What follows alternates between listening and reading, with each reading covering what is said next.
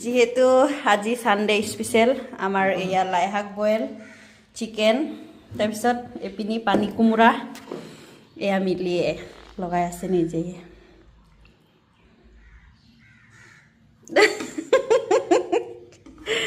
বৰ্তু ফেন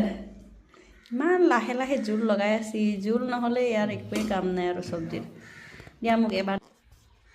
আরে ngomong awal len sudah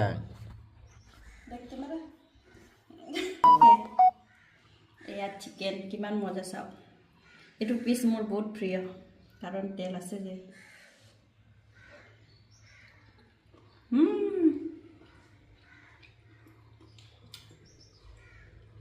বহুত মজা